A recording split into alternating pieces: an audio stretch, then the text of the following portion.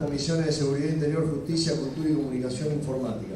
Forma parte del Grupo Parlamentario de Amistad de Ecuador, Estados Unidos y Francia, legislador porteño de 2009-2013, vicepresidente segundo de la legislatura de la Ciudad de Buenos Aires 2009-2011, abogado, asesor legal de más de 60 películas nacionales e internacionales, profesor de la Escuela Internacional de Cine y TV de San Antonio de los Baños de Cuba, rector de la Universidad Nacional de Loma de Zamora, interventor en la ESCONFER, autor del libro Derecho Autorial hacia un nuevo paradigma, bien digo, ¿no?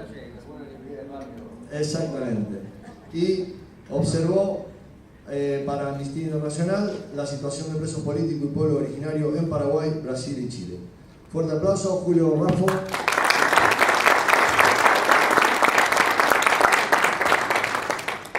No es fácil después de esta formidable exposición que hizo Aldo.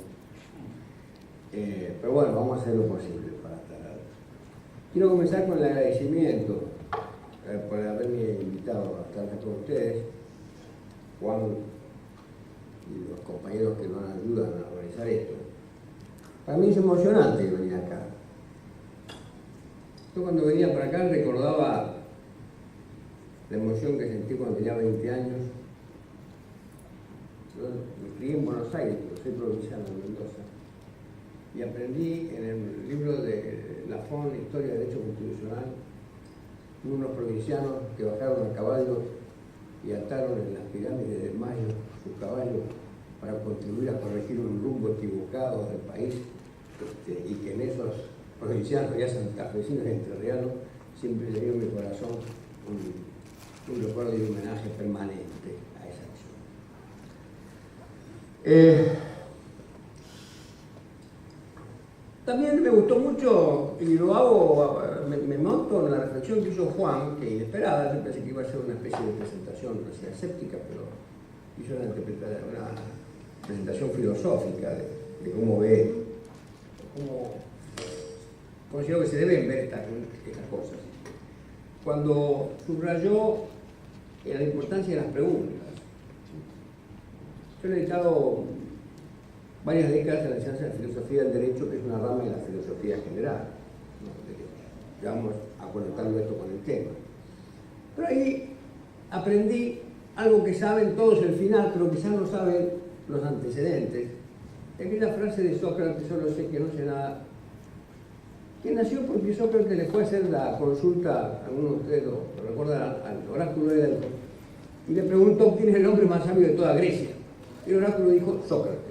Sócrates dijo, está equivocado, el oráculo se equivocó porque yo tengo dudas, no sé de esto, no sé de matemáticas, no sé de estrategia militar. El oráculo se equivocó. Pero después reflexionó y dijo, no, el oráculo por definición no se puede equivocar porque es el oráculo. Entonces, ¿qué quiso decir? Y quiso decir entonces que el mayor conocimiento es ese, es saber que uno no sabe y hacerse preguntas y preguntar. Entonces me gustó esta presentación de Juan cuando planteó el tema de la necesidad de hacernos preguntas. Y sobre todo forma preguntas permanentes acerca de la realidad. Porque la realidad va cambiando. Y hay a veces una inercia en hacerse cargo de la realidad. Y vamos a ver en Internet, en la cultura y en los negocios, cómo se proyecta estos cambios de la realidad. Yo les pido que hagamos un paréntesis entre sus convicciones, lo que han oído hablar del derecho autoral, etc., para a tener otra mirada, un nuevo paradigma de este tema, que creo que es la realidad. Les voy a citar, como homenaje a la charla, a la exposición brillante de nuestro amigo Aldo, la cita de un economista norteamericano, John Kenneth Galbraith, de hace más de 30 años, al que leíamos junto con un Bright Mill, los que hacíamos política y queríamos estudiar y entender algo. Y Galbraith, en su libro El nuevo Estado Industrial, dice: son bastantes los que, para evitar pensar en el conflicto abierto entre la maximización de beneficios y lo que universalmente se considera una buena gerencia, el sistema que usan es muy conveniente, aunque no convence del todo. Consiste simplemente en ignorar la realidad. O sea, hay una mecánica de ignorar la realidad. Porque uno viene con cierta inercia, y entonces hay leyes, hay prácticas, y esa inercia nos lleva a transitar por los caminos trillados y de repente la realidad va cambiando y tiene una dimensión ese cambio que hay que hacerse cargo, y remover preconceptos, remover respuestas dadas. Le quiero recordar que nuestra ley de propiedad intelectual, en la que se quiere meter el tema de Internet o regular, es de 1930 y pico, 32, 33. Y sus ideas se gestaron en el siglo XIX, con la Víctor Hugo, que salió con el tema, 1800. Se quiere meter en la normativa de 1932 una realidad como la de Internet, es ignorar la realidad. Y volviendo a los griegos decían, los dioses ciegan a los que quieren perder. O sea, no les mandan un ángel con una sable que de un sablazo en la cabeza, sino lo hacen ver el pozo que viene al lado, en el que se cae, no le hacen ver la situación de su familia, no le hacen ver en qué anda su hijo, y de repente la realidad entra, ¡plop!, de golpe, y la gente queda por lo menos desconcertada.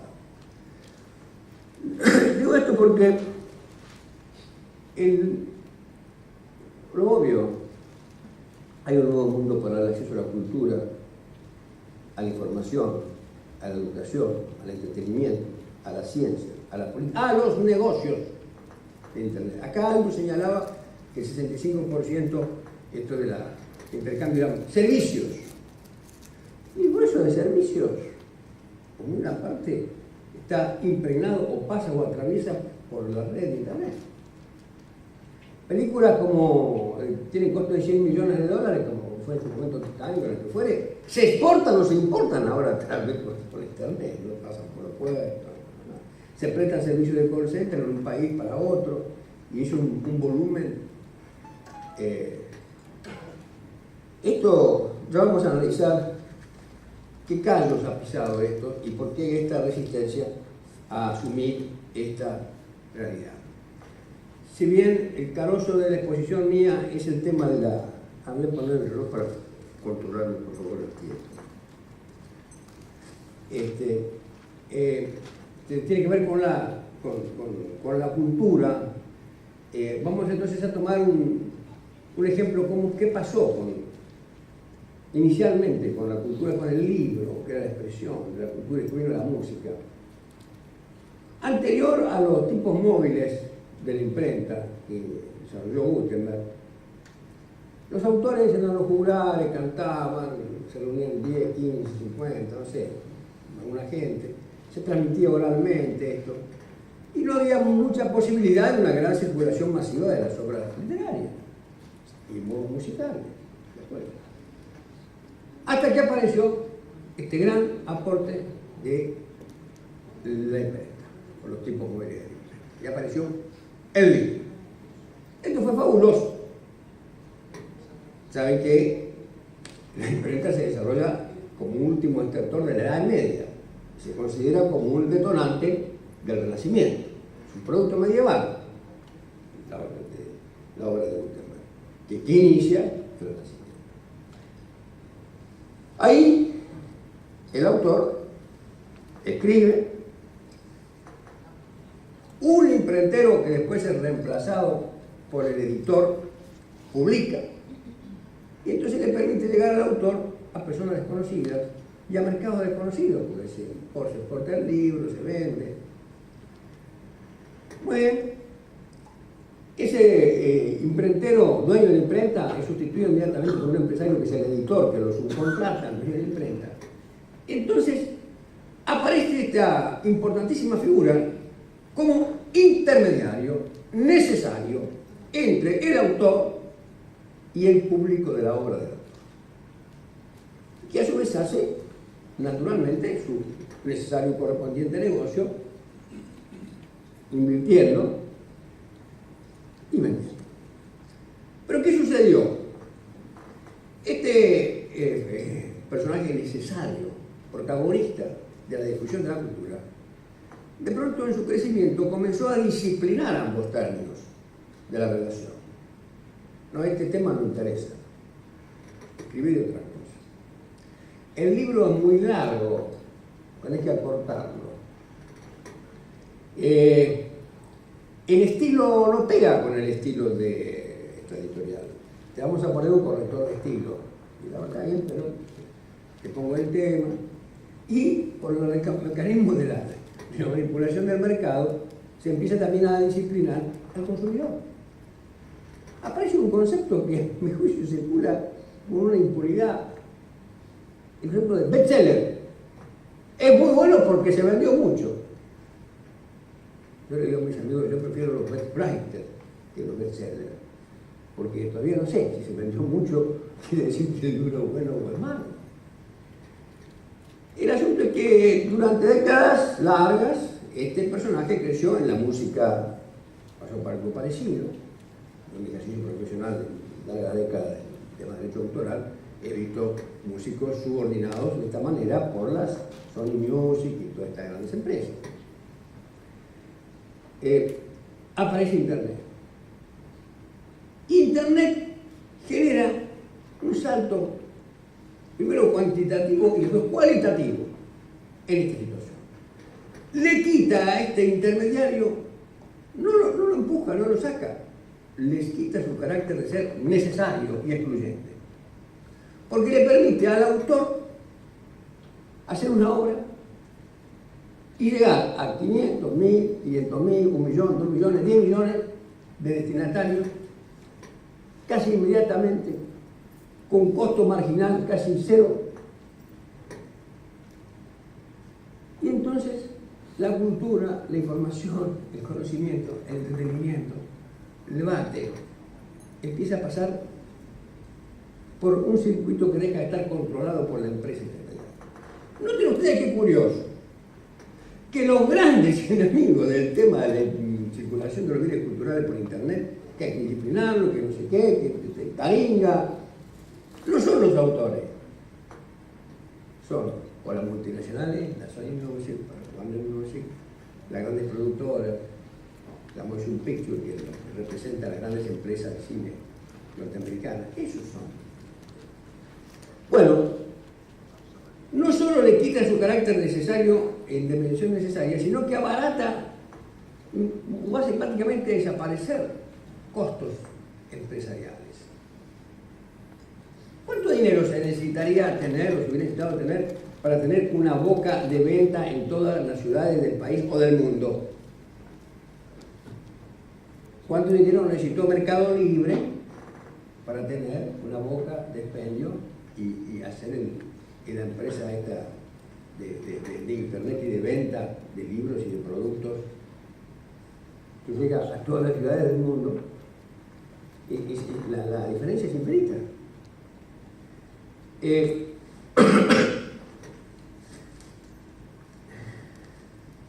Entonces, este tema de la relación de la circulación de las obras culturales y de cierto tipo de negocios, como es el de Mercado Libre u otros, por la red de Internet, nos obliga a pensar la relación que hay entre el derecho vigente e Internet en la circulación de los bienes culturales y la programación de negocios. Nosotros tenemos un sistema jurídico en este punto, nosotros y el mundo, obsoleto. Insisto, no se le puede aplicar leyes del año 30 a esta cosa. Sancho Panza decía, si da la piedra en el cántaro o el cántaro en la piedra, siempre mal para el cántaro. Y nosotros decimos, siguiendo el realismo jurídico, si choca la normativa vigente con la realidad a la cual esa normativa tiene que encauzar, o la normativa con la realidad, o la realidad con la realidad con la normativa, siempre mal para la normativa. Porque lo que determina la vigencia, el alcance y la aplicación de las leyes son los hechos sociales de la conducta de la gente. Y por eso los romanos, que lo tenían muy claro, descubrieron que había un fenómeno que se llamaba la desuetud, le pusieron el nombre, que es la derogación de la norma por la costumbre. Sí, la norma está hecha, está sancionada, está publicada, pero ¿saben qué? La costumbre de la gente pasa por otro lado. Y si las costumbres pasan por otro lado, o los hechos pasan por otro lado, termina imponiéndose la costumbre y los hechos. Y sobre este tema hay una alerta mundial. El director general de la OMPI, la Organización Mundial de la Propiedad Intelectual, el señor François Gurry, dijo hace ya más de 7 u 8 años y yo lo cito en el libro, una conferencia que dio en Australia, está obsoleto nuestro sistema de propiedad intelectual. Si no nos ajustamos a la realidad de Internet, esto va al colapso, mejor dicho, a ningún tipo de regulación.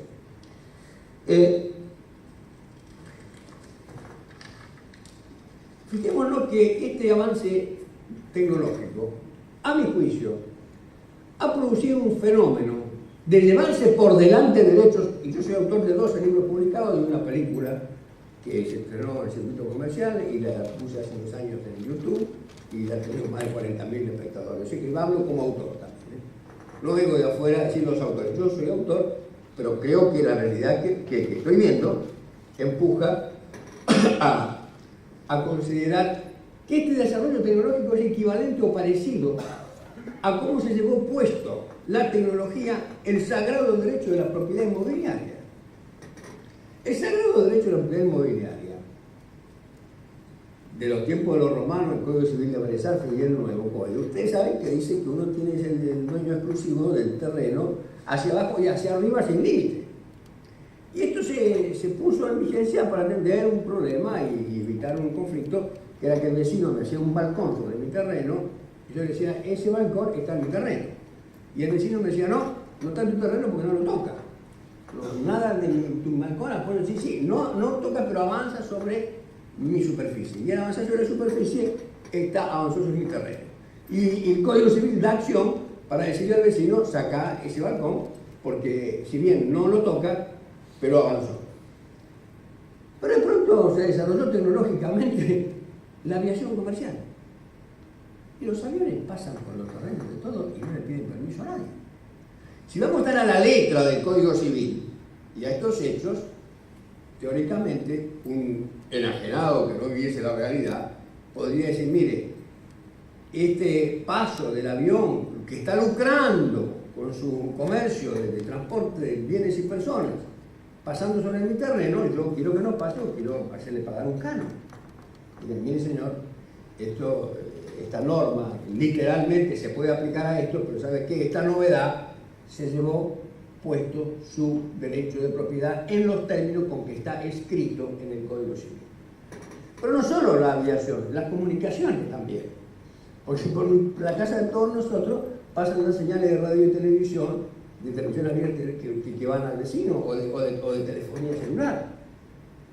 Y si yo, una persona con una manía de yo no quiero que mi casa pase y forrase de plomo las paredes de su casa, y entonces aísla al vecino de la comunicación, estaría cometiendo un delito y viene diciendo, pero en mi casa yo no quiero que pasen las.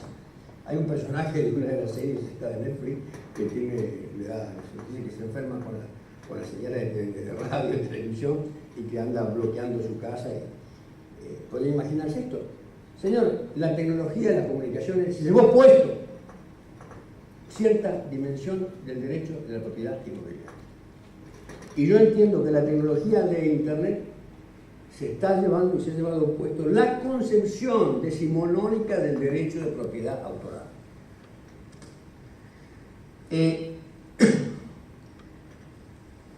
Nótese que ha habido en las últimas décadas un avance importante para garantizar el derecho de acceso a la cultura. Está en nuestra Constitución Nacional y les voy a leer, permítanme leer, el Pacto Internacional de San José de Derechos Económicos y Sociales dice en su artículo 15: los Estados partes en el presente pacto reconocen el derecho de todas personas a participar de la vida cultural, gozar del beneficio del progreso científico y sus aplicaciones, beneficiarse de la protección de los intereses de sus obras, pero primero participar de la vida cultural. La Carta Cultural Iberoamericana también establece el principio del reconocimiento de la protección de los derechos culturales. Los derechos culturales deben ser entendidos como derechos de carácter fundamental según los principios de universalidad, etcétera, etcétera. La Constitución Argentina, en su artículo 75, inciso 19, dice que el Congreso dictará leyes que protejan la libre circulación de las obras de autor. En fin, San José de Costa Rica, Constitución Argentina, garantizan esto. Atención, pacífica jurisprudencia de la Corte Suprema Argentina de hace muchos años y sentido común, porque en el fondo el derecho es sentido común, dice que cuando aparece una norma nueva hay que interpretar que es para una nueva situación, que no viene a repetir lo que ya estaba de antes.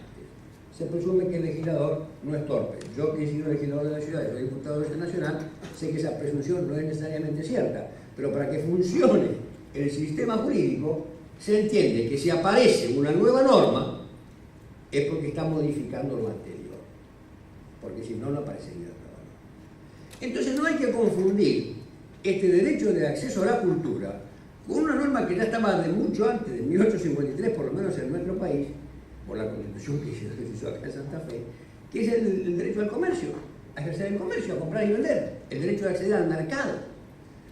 El derecho de acceso a la cultura no es el mismo derecho de comprar un libro en la librería, porque ese derecho ya estaba de antes, comprar tornillos, libros, vaca, lo que fuere, e ir al circo y comprar la entrada, entrar al circo. El derecho a participar de la vida económica y comercial de los países estaba garantizado de mucho antes de esto.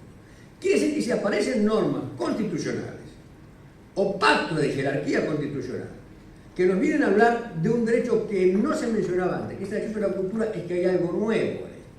Y lo que yo entiendo que hay de nuevo es, lo que creo que debemos entender, es el derecho de acceder a las obras culturales por Internet. Internet ha generado, para usar el fenómeno nuevo con principios ancestrales del derecho, un gran espacio público.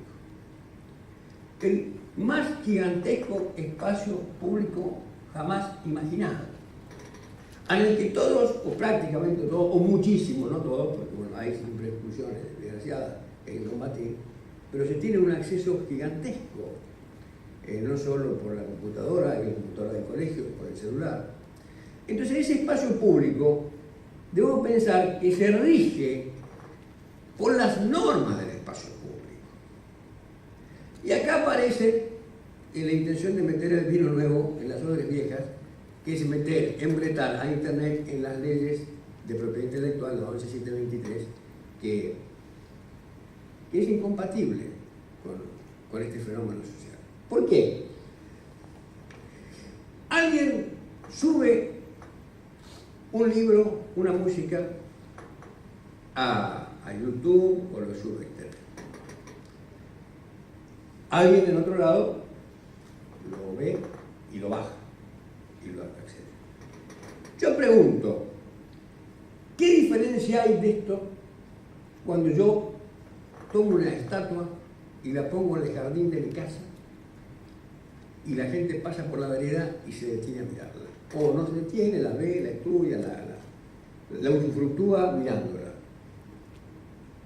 ¿Son obras culturales las dos? Sí. ¿Han sido puestas a disposición de cualquiera que quiera verlas? Sí. Si yo me robé la estatua y la puse en mi jardín sin autorización del dueño, pues se la robé.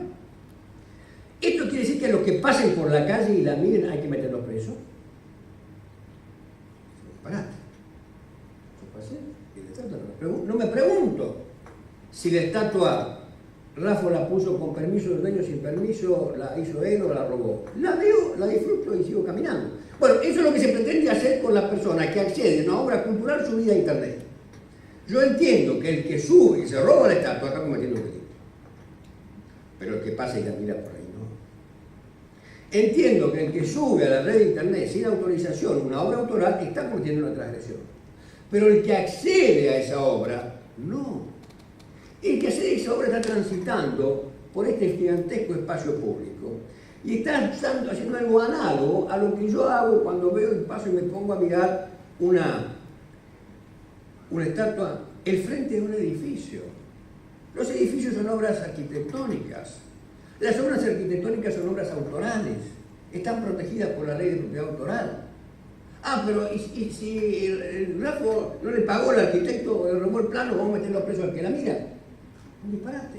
Pero lo que entendemos que es un disparate para las obras autorales arquitectónicas, estatuas, lo que fuere, pensamos que es correcto para las obras autorales como un libro o una música. Esto no es contradictorio.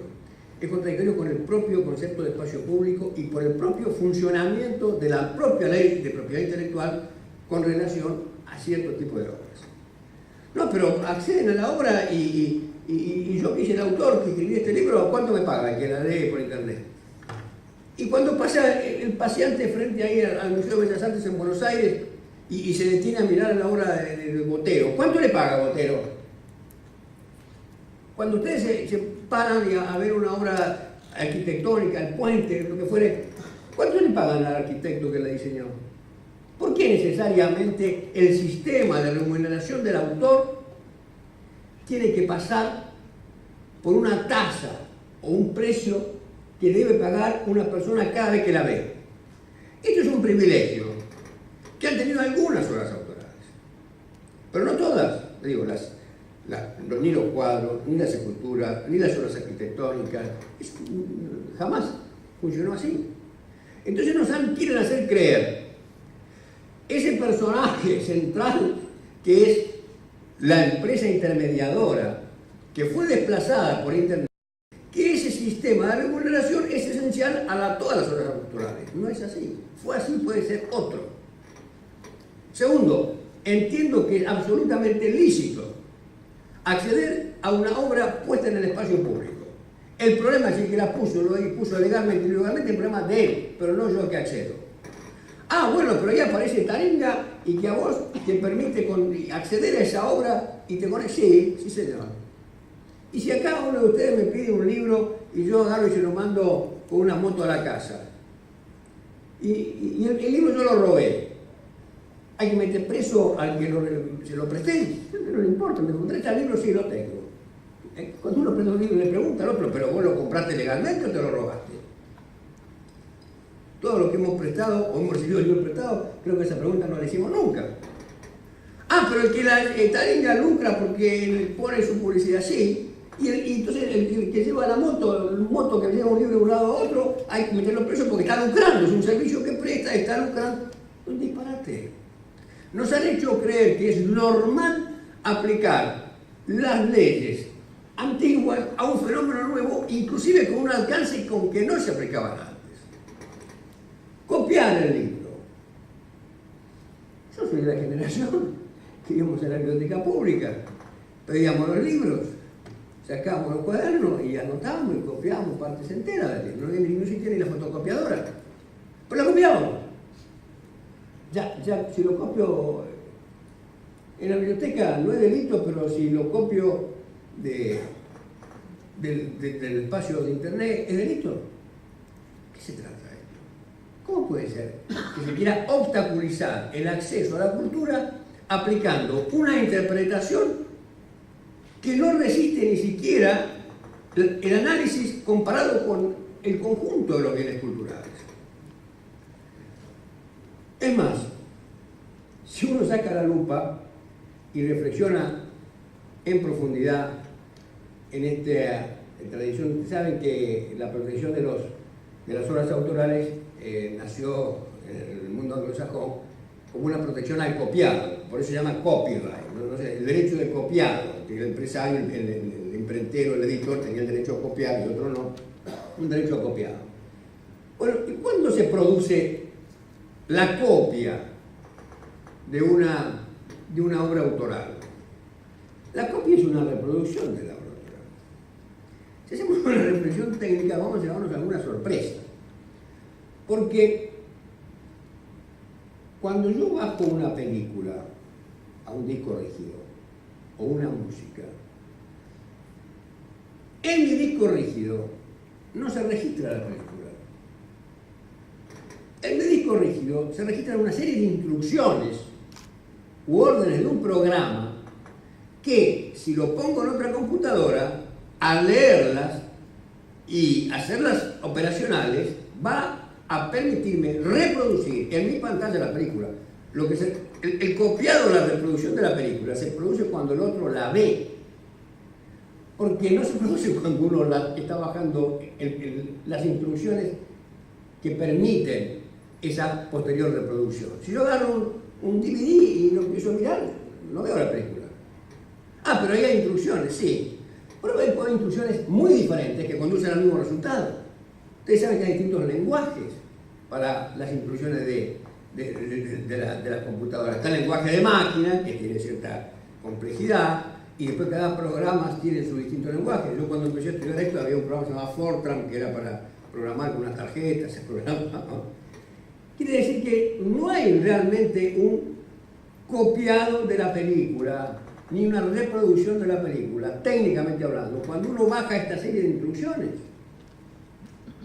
la hay cuando alguien toma ese conjunto de instrucciones en distintos lenguajes que fueren, va a su computadora, lo pone, aprieta y en su pantalla aparecen sí las imágenes, los sonidos que uno se emociona, se instruye. Eso es la película, no es el conjunto de instrucciones. Como el guiso de papa no es la receta de papas. Entre otras razones, la receta no se come.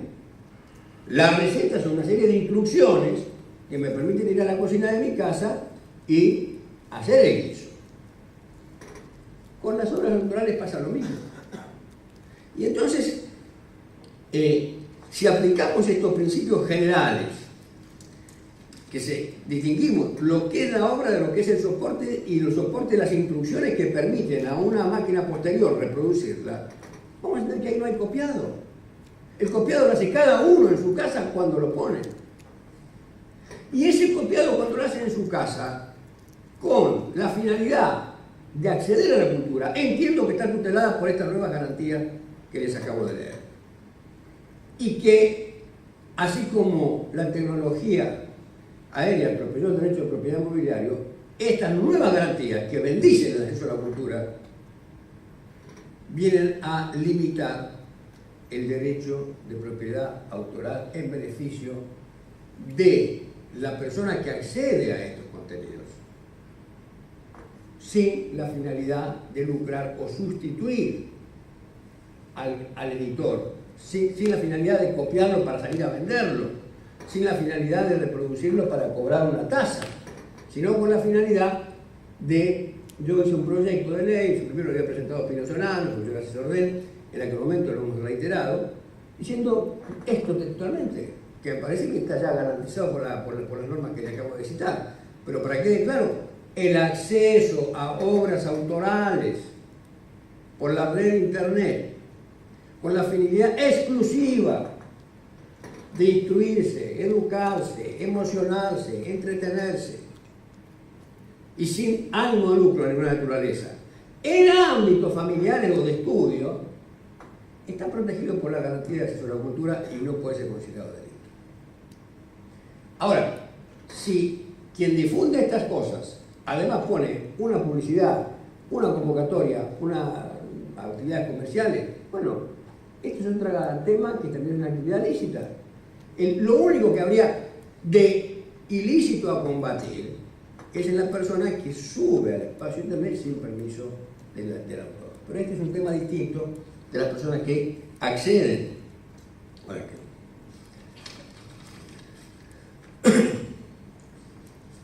Ustedes fíjense que si nosotros no entendemos esto así, estamos negando la realidad. Yo he sido abogado de décadas de productoras de cine, de gente de actores, y muchos de mis queridos amigos y clientes me recriminan agriamente esta forma de ver y esta defensa que hago yo del acceso a la cultura. Y yo digo, bueno, sincerémonos. ¿Quién levante la mano? ¿Quién no puso una vez YouTube y entró una música sin preguntarse quién la había subido y cómo la había subido? Levante la mano el que diga, no puso Google y buscó un libro, un texto y lo leyó sin preguntarse si que lo había subido. Yo creo que los que hacen las denuncias sobre estos temas, como un acto de honestidad personal, tendrían que llevar su computadora o su celular a crear una pericia, a ver si ellos no lo hicieron. Lo hacen todos, lo hacemos todos. Somos esa realidad que aludía con la frase de Sancho. Si la norma da con lo que hacemos todos, o lo que hacemos todos da contra la norma, muchachos, chicas, amigos, se impone la norma. Pero además en este tema aparecen otros protagonistas que se pintan la cara en defensa, entre paréntesis, del autor, y que son las autoridades de gestión. Vamos a llamarlas por su nombre y apellido a las más conocidas. Saday, Argentores, ahora sacáis de los autores que habrán visto en los diarios que el problema penal que acaban de tener. Y si entran en Google y ponen Saday causas penales o Argentores causas penales, se nos da una sorpresa. Hay muchas de esas cosas. ¿Por qué? ¿Qué sucede? Las entidades autorales se arrogan la representación necesaria y exclusiva y excluyente de todos los autores del país. La de música, Argentores de los autores de obras dramáticas, etc. Han declarado incapaz de derecho a todos los autores. No, vos no podés vender tu obra, tenés que ir a través mío. Vos no podés fijarle un precio a la música que yo te fijo el precio. Pero eso es un derecho de propiedad, sí. ¿Y yo puedo regalar mi casa? Sí. ¿Y puedo poner el precio que se me ocurra a mi casa? Sí. ¿Y a mi obra autoral? No, porque yo soy la entidad que te lo gestiona. O sea, esto es ilegal. Han considerado y declarado incapaces a todos los autores y compositores del mundo. Yo entiendo, y así nacieron estas entidades también por un propósito noble y legítimo, y, subrayo, legítimo, que es cuando hay un uso en medios masivos, como una radio, como un canal de televisión, que de una música, alguien tiene que ocuparse de cobrarlo. Y esa es la función que tienen que hacer. Y esa es la función respetada y respetable que tienen que hacer. Pero me he cansado de ver, en el ejercicio profesional, músicos que los son convocados para componer una música que todavía no existe para una película, y viene esa y dice, no, pero yo tengo que acordarte tu contrato. Y yo te voy a decir cuánto tenés que cobrar por tu contrato. Pero la música es mía, la he creado yo, no es que la está pasando una radio, la quiere comprar una persona determinada. ¿No? Igual yo tengo que sustituir y reemplazar. Llegando el caso, y lo cuento en este libro, del señor Fernando Pino Solanas, que es muy creador y muy talentoso, además de político como creador, y él empezó, muy poca gente sabe, su vida en la cultural como profesor de piano. Estudió piano y enseñaba piano. Y entonces le gusta componer también. Dirigió grandes películas y también ha tenido unas importantes composiciones musicales. Y todas sus películas hay alguna composición de él. En el sur, ahí está la milonga del perro solo, como un perro solo, bastante famosa la milonga. Bueno, lo cierto es que cuando estaba haciendo la película, él quería poner su música en la película. Viene Saday y dice, no puede si no le paga el autor. El autor soy yo. Sí, pero tiene que pagarle a través de la entidad autoral, que somos nosotros. ¿Cómo es esto? Sí, usted, señor Pino Solanas, dueño y propietario de la empresa Cinesur, Sociedad Anónima, que tiene el 90% de las acciones y el 10% su hija, Victoria, tiene que comprarle al señor Solanas el derecho de usar la milonga solo para poder poner la película. ¿Cómo? Sí, ¿y a cuánto? El mínimo son, en ese momento eran, creo que $3.000, una cosa así. ¿Cómo? Sí, porque dice tranquilo, usted no trae los $3.000, no lo deposita, y dentro de una semana, 10, 15 días, pasa por Saday y le damos la plata. Le descontamos la gestión de cobro, naturalmente, por el trabajo que hemos hecho, ¿no es cierto? Estamos haciendo la gestión, tenemos que controlar. Bueno, el amigo Pino se puso loco con un litigio, al final tuvimos que llevar una transacción, y esto fue así. Lo mismo, análogo, le pasó a ese gran bailarín de tango, que es Miguel Soto, que tenía un espectáculo que se llamaba Tango por Dos, con su esposa de entonces, Milena Plebs, y él tenía unos amigos socios en Madrid y en París, que en época de temporada le alquilaban un teatro y le ayudaban a poner su obra en el escenario, el tango. Entonces él viajaba y ponía su obra. Un día cae la SGAE, que es la Sociedad Hermana de Argentores, al teatro y dice, venimos a cobrar el derecho autoral. ¿De quién? Yo estaba ahí. Del autor de la coreografía, soy yo. A mucho gusto, está bien. Pero nos tiene que pagar. ¿Cuánto hay que pagar? El 10% del bordeló. El 10% del bordeló es el 10% del ingreso bruto. Todos los que tienen, no saben de actividades comerciales, saben que el 10% del ingreso bruto es como el 30, 40 o 50 de la ganancia, porque hay que descontar todos los gastos, etc. Bueno, para no tener problemas, el señor Soto dijo, bueno, ¿cuánto es? $2.000. Bueno, acá está. Pero quédese tranquilo, usted va a Buenos Aires y nosotros se lo mandamos a Argentina y usted lo cobra en Buenos Aires. Bueno, fenómeno. Era la época de Alfonsín, había hiperinflación y había un dólar ahí también plata.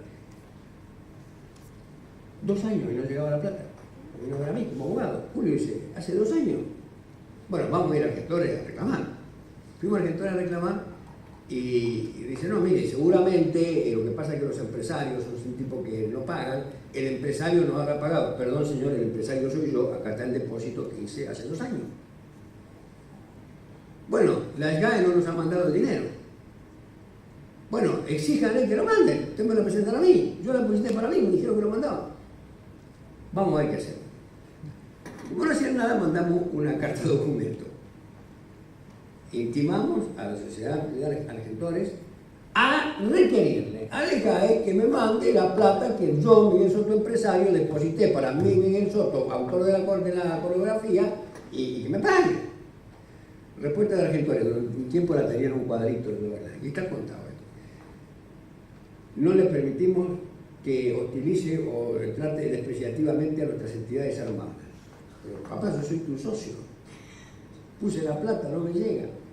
Bueno, entonces hicimos un juicio, por exclusión. Señor juez, yo soy el dueño de mi propiedad autoral, yo manejo soy capaz, tengo derecho y quiero yo administrarme yo mismo, no quiero intermediario ninguno en la administración de mi propiedad autoral. Bueno, fenómeno, hicimos un juicio, el juicio venía viento en popa, yo deseaba una sentencia que resolviera el problema, para bien o para mal, ya tiene derecho o no tiene derecho. Como venía el juicio bien, lo llaman de Argentores, Tito Cosa, que era presidente de Argentores en ese momento, y tiene una conversación con él. Lo reciben ahí, en Argentores, le hablan fraternalmente y dicen, mirá, Miguelito, lo vas a hacer un daño muy grande, porque si sale esta sentencia va a quedar como el principio de que todos se pueden apartar y se van a apartar otros. Entonces, bueno, pues tenemos la solución. Muchachos creativos son. Le vamos a nombrar formalmente representante de Argentores en el mundo con la facultad única de cobrar y percibir los derechos de Miguel Soto. Entonces, vos cuando estés por otro país y vengan de las SGAE y eso, decir, no, pero yo Argentores, para Miguel Soto lo represento yo, y con eso no. Y paremos el juicio. Y bueno, y paramos el juicio porque un buen abogado debe seguir las instrucciones de su cliente, le guste o no le guste, el problema se resolvió, Miguel Soto nunca más tuvo que pagar un peso, pero el principio de que tiene que intervenir obligatoriamente, que lo sostienen, sigue vigente. Y así están llenos de estas cosas. Ustedes saben que un bar pone una radio, ahí que se escucha la radio y viene, eso está dudoso si se puede o no se puede. Entiendo que ahí tienen motivos para pensar que hay difusión pública si la radio está en el bar. Lo que se está dando una pelea ahora muy fuerte es con el tema de los cuartos de los hoteles. Porque dicen, bueno, el cuarto de los hoteles, dice Saday, es difusión pública. No, el lobby, dice el hotel, y sí, pagamos. No, el lobby y también los cuartos. ¿Cómo va a ser público el cuarto del hotel? Y sí, porque ahí cualquiera que viene se puede hospedar. Es verdad, se puede hospedar. Pero una vez que se hospedó, entendemos que el cuarto deja de ser público. Como un departamento que se ofrece en alquiler, cualquiera lo podría alquilar. Tiene que reunir las condiciones de precio, lo que fuere, de garantía. Pero una vez que lo alquila, deja de ser público, deja de ser un lugar privado, un inmueble que se vende, cualquiera lo puede comprar. Pero una vez que se compra y se habita, bueno, están llenos de litigios y salen sentencias a favor y en contra, está muy entretenido el tema, respecto de si la televisión que se prende en el cuarto de un hotel como este o del hotel transitorio, ese es un lugar, es música o películas que se exhiben en lugar público o privado. Bueno, entiendo yo que no estamos hospedados en hoteles, sabemos que es un lugar privado, no entra ni la mucama sin permiso de uno. Pero estas son las patologías a las cuales da lugar el quererse ceñir en la letra y en la inercia al sistema jurídico de la ley 1123 que viene de todos estos tiempos.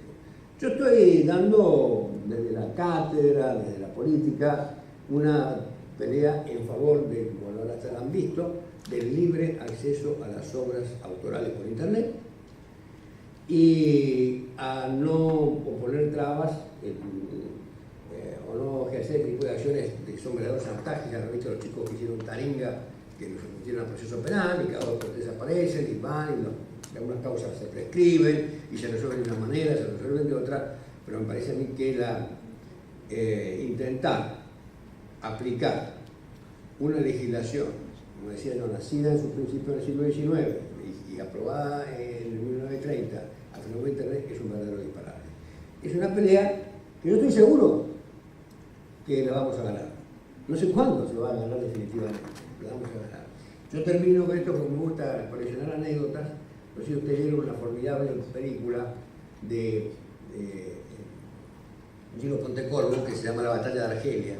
La Batalla de Argelia muestra la revolución argelina por la independencia, etc. Pero en un momento dado, el general francés, que son los que inventaron los sistemas de tortura que después se usaron acá, en Argelia, habían capturado a un intelectual que lo habían torturado y la prensa pedía por la vida por él y resuelve entonces mostrando que estaba vivo, lo arreglan al pobre hombre que estaba bastante golpeado y lo presentan a la prensa y los periodistas le hacen una serie de preguntas y el tipo estaba ahí muy deteriorado físicamente, pero de pronto le preguntan: ¿usted cree, señor, que el Ejército de Liberación de Argelia tiene alguna posibilidad de ganarle al ejército francés en esta pelea? Y el tipo dice: yo creo que el Ejército de Liberación de Argelia tiene más posibilidades de ganarle esta guerra al ejército francés que el ejército francés de cambiar el curso de la historia. Y yo creo también que en esta pelea entre los multinacionales de la música, en las empresas autorales y en la gente, como todos nosotros, que accedemos a bienes culturales a través de internet, tenemos más posibilidades de ganar esta pelea que ellos de cambiar, obstaculizar el curso de la historia. Nada más y muchas gracias.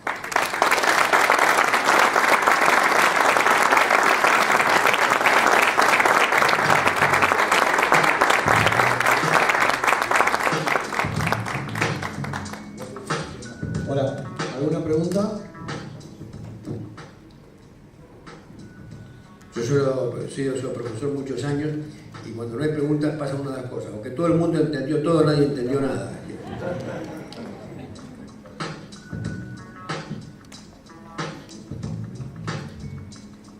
¿Cómo le va? Mi nombre es Agustín. Yo quería hacer un comentario, por ahí no sé si una pregunta. Es verdad lo que usted dice, por ejemplo, queremos hacer una fiesta, queremos hacer un festejo privado. Tenemos cobro, por ejemplo, de SADAIC a DICAPIF y que, por ejemplo, en mi ciudad, que es Paraná, ni siquiera son oficinas. A nosotros, por ejemplo, cuando vamos a cualquier lugar a hacer un evento como este, nos dicen: bueno, tienes que pagar a DICAPIF, SADAIC, y bueno, ¿cómo se hace? No, te doy el número de teléfono, tenés que llamar a una persona, esa persona, tenés que ir a la casa de esa persona y te van a traer un papelito. Y digo: pero ¿y eso para qué es? No, eso la SADAIC, DICAPIF. Y digo: ¿quién cobra eso? No, se cobra ahí. ¿Y cómo sé que eso se rinde? Bueno, SADAIC y DICAPIF y todo han generado una red de especie de pequeñas patentes de corso, que ya no están más en la Constitución, pero antes estaban. Quiere decir que habilitan y le dan poder a una persona en un pueblo, ciudades o pueblos pequeños, para decir: yo represento a SADAIC e ir y intervenir y requerir ese pago. Y si no, pedir el auxilio de la fuerza pública para ir y obstaculizar o intervenir en el acto. Es una barbaridad, pero cierta forma como está redactada la ley le da pie a ellos a hacerlo. Y generalmente la gente que no tiene conflicto y es más barato poner unos pesos ahí que llamar a un abogado y menos complicado termina pagando. Yo debo decir que inclusive se dan hasta ciertas perversidades, además de las que ya mencioné. Si una persona en un pueblo tiene una linda mansión y hace el cumpleaños de sus 15 años de su hija en la mansión, en la casa privada no va a hacer. Ahora, si alquila un salón del club por porque es el salón del club, entonces no tiene mansión, tiene una casa pequeña, entonces junta unos dinero y para el cumpleaños de la hija va al club. Ah, vienes ahí, este es un lugar público, porque este es un club. No, pero la fiesta es privada, sí, pero el club es público y ahí le cobran. Y como amenaza al club de tomar acciones contra el club lo llama al cliente y le dice, mira, pagar esto porque si no acá te sacamos del club y se acabó la fiesta. Y entonces terminan pagando lo que menos tienen. Desgraciadamente funciona así, primero por ciertas características de cómo están redactadas las normas, pero más que eso porque ellos van más allá de la norma y se benefician con que el negocio de la gente se rinde y paga. Y yo lo entiendo, lo comprendo y lo respeto, porque estamos en la fiesta de 15 años, no estoy para buscar un abogado para hacer un litigio contra SADAIC. ¿Cuánto es? 1.000 pesos, 500 pesos, no los pongo y sigamos adelante. Pero es una perversidad. Teóricamente, con esa interpretación, también tendrían que ir a las salas de velatorio si se pone música sacra, o si se canta un salmo por el alma del muerto. El razonamiento sería el mismo, disparatado, pero así funciona. ¿Algún tipo de control de eso? O sea, ¿cómo se controla a quién le llega la plata? Porque no hay comprobante. Bueno, en primer lugar, él tiene que dar una especie de recibo, que alguien que te firma el recibo, o bueno, depositarse en una cuenta. Y después podrías pedir a SADAIC que te mandara un requerimiento formal que acredite haber recibido tal pago de tal fecha hecho por tal motivo. Por lo menos para saber si por lo menos llegó a SADAIC la plata y no se quedó. Pero ellos reparten, ellos realmente se quedan, funciona que ellos se quedan con una comisión por esta gestión importante del cobro que hacen y yo pienso que la deben mandar, si no lo echan porque SADAIC no, como esas entidades muy particulares son hábiles para sacar dinero para nosotros, pero no permite que se lo saquen a ellos. Bueno, muchas gracias y un abrazo.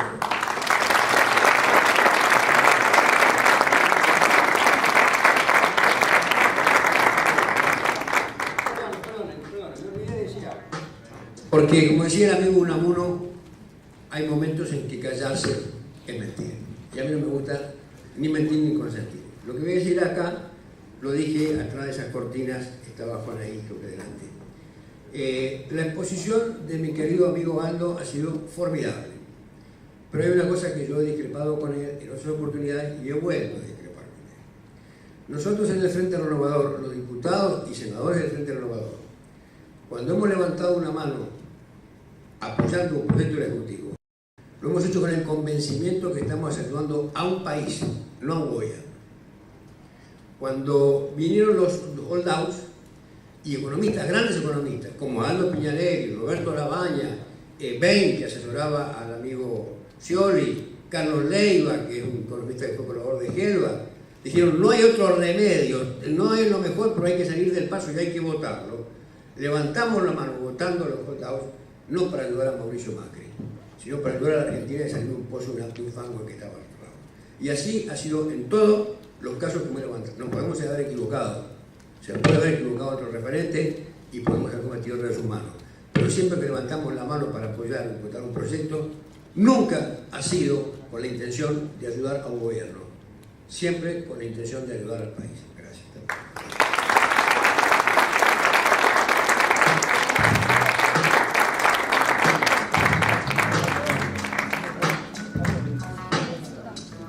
Bueno, a las 2 vamos a dar comienzo al segundo bloque. Simplemente agradecerles la presencia nuevamente y contarles que ayer tuve la suerte de comer con Aldo y con Julio y realmente es como haber cenado con parte de la historia de vivienda de Argentina, 50 años de esta Argentina, que realmente la sienten, la viven y como santafesino es un orgullo que hoy hayan estado acá. Así que bueno, nuevamente nos vemos a las 14, lo espero.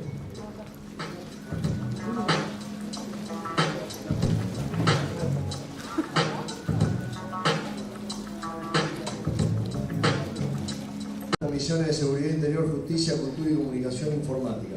Forma parte del Grupo Parlamentario de Amistad de Ecuador, Estados Unidos y Francia, legislador porteño de 2009-2013, vicepresidente segundo de la legislatura de la Ciudad de Buenos Aires 2009-2011, abogado, asesor legal de más de 60 películas nacionales e internacionales, profesor de la Escuela Internacional de Cine y TV de San Antonio de los Baños de Cuba, rector de la Universidad Nacional de Loma de Zamora, interventor en la ESCONFER, autor del libro Derecho Autorial hacia un nuevo paradigma, bien digo, ¿no? Exactamente. Y observó para Amnistía Internacional la situación de presos políticos y pueblo originario en Paraguay, Brasil y Chile. Fuerte aplauso, Julio Raffo.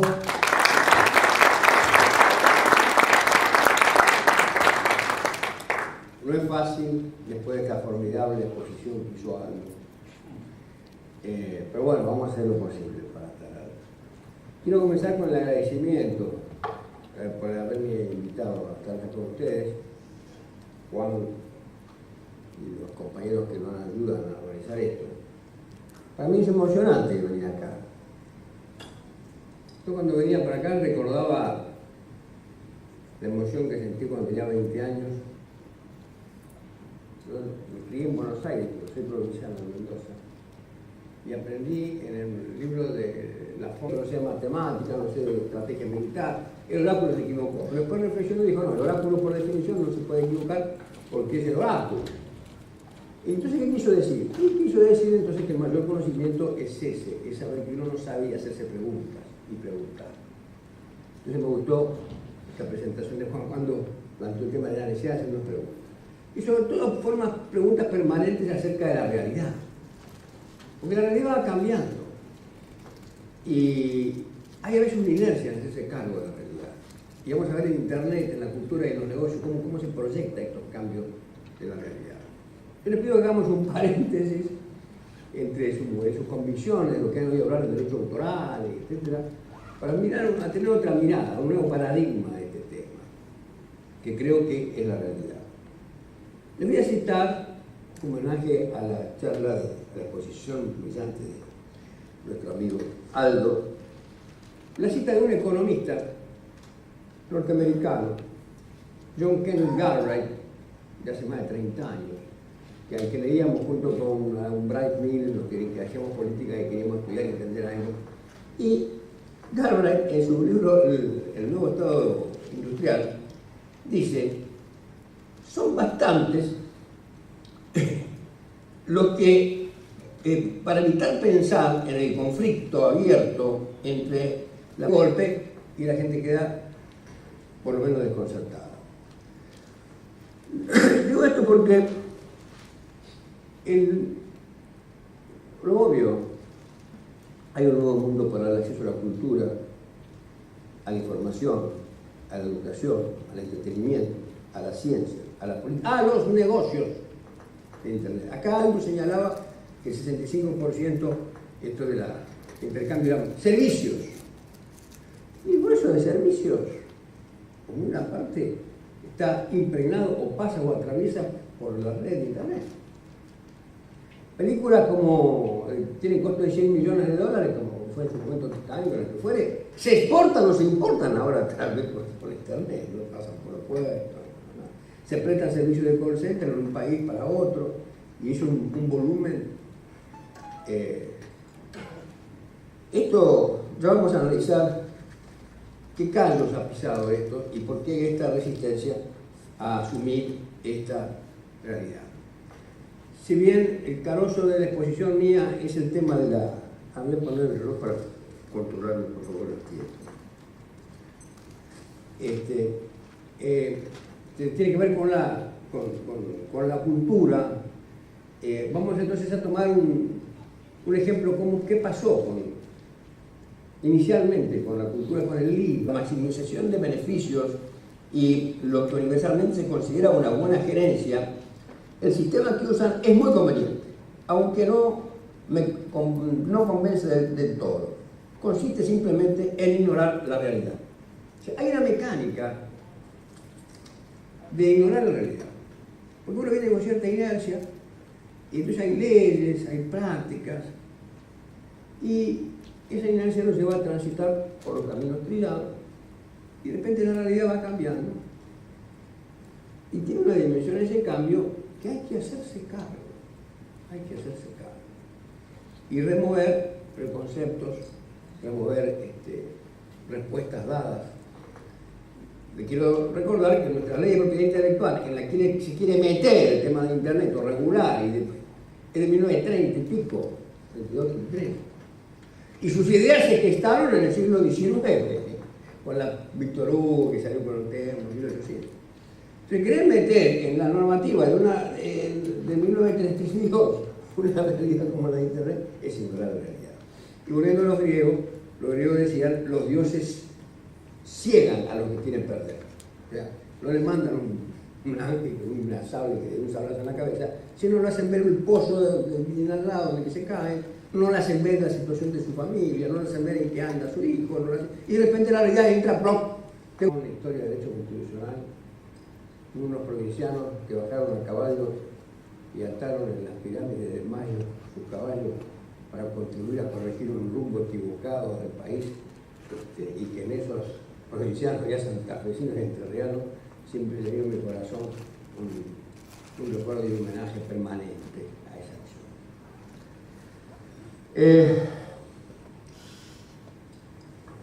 También me gustó mucho, y lo hago, me monto en la reflexión que hizo Juan, que inesperada, yo pensé que iba a ser una especie de presentación escéptica, pero hizo una presentación filosófica de cómo ve, cómo considero que se deben ver estas cosas.